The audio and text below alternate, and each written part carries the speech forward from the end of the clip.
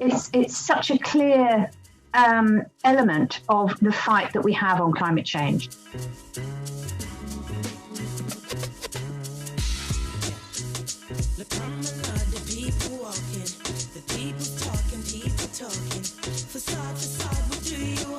Although it's an obvious link, it hadn't actually occurred to me quite as strongly before.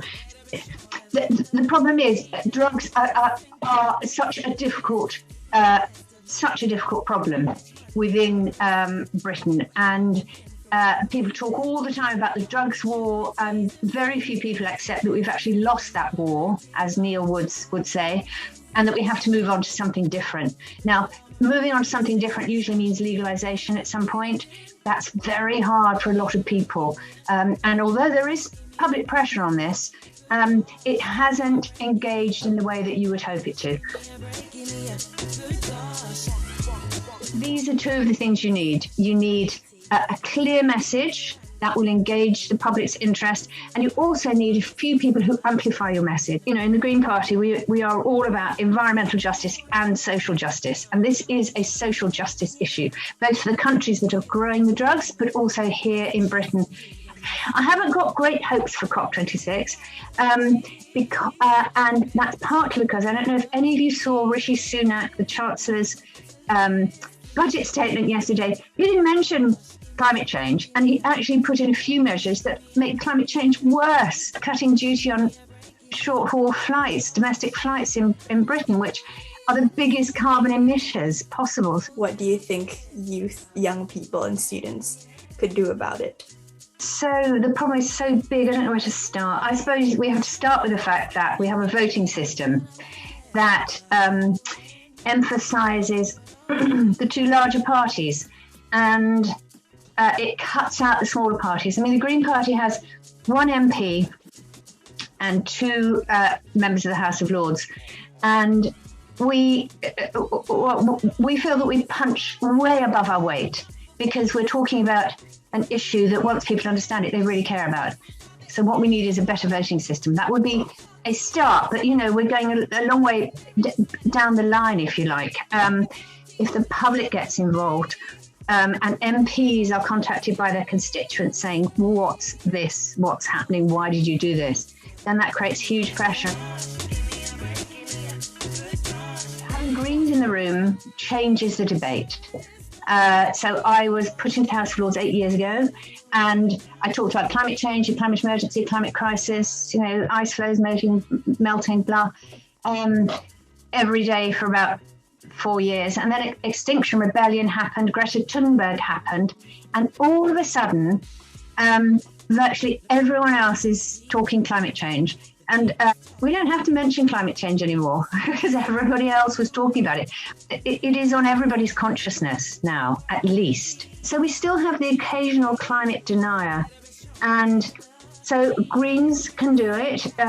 You know, there are members of all parties who talk climate change. But it does come. This is the reason why we always talk about social justice as well, because if people can't feed their kids, can't heat their houses, it's really hard for them to care about climate change. And we've got to get to everybody. But getting there through MPs' constituents is a fantastic way if you can engage it, if you can find something local. Have you ever changed someone's mind, over the course of a conversation about issues like climate change or policing or something else that you care about? 10 years ago now, I was talking to a Labour person about climate change. He was going, oh, well, blah, blah. A couple of years later, he emailed to say he'd seen a picture. It's a very famous picture of a polar bear on an ice floe, a tiny ice floe, and the bear is looking at the sea all around. And he said he had heard me, but it hadn't become personal. And he said when he saw that picture, he suddenly realised what it meant for the whole planet. And he said he immediately went out and bought solar panels for his roof, and he did all sorts of things to cut down his personal lifestyle in a more eco-friendly way. And so, yeah, occasionally, but sometimes it takes something, like a picture or somebody else adding to the conversation, you have to tell people, I mean, try not to be a bore because they'll stop listening, but you have to say it how it is. It's got to be big changes. And because we have polluted the world so badly over the past couple of 100 years, we are guilty and we need to do more than other countries. So when people start saying, it's all the whataboutery, you know, what about China, what about India? You have to say, well, actually, they are doing stuff, but we can't actually make them do stuff, but we can make ourselves do stuff. It started when I was already in my teens, when I started reading about what people were saying about climate change. And over the years, I did all sorts of things like I went on to organic farms, working and reading lots of books like Rachel Carson's Silent Spring and The Population Bomb. And so I was quite green-minded. But it wasn't until I lived in Herefordshire back in the 80s that the local Green Party used to come and pick plums in my garden and give them away at teas and things like that. And at some point they said, you've got to join the party. So I joined the party in 1988 and just got embedded in it and then got elected. Totally astonishing. A lot of people in 2000. And so since then, my career has been as an elected or appointed politician. And I've got to say, the world's come on a long way in terms of accepting that we have to do something, most of us. But at the same time, I think a lot of people work at the fringes, it's been easy for me, for example, to say, I won't take flights. I mean, I haven't taken a flight for a couple of decades. So we all make the contribution that we can. And obviously, some people can make a bigger contribution than others.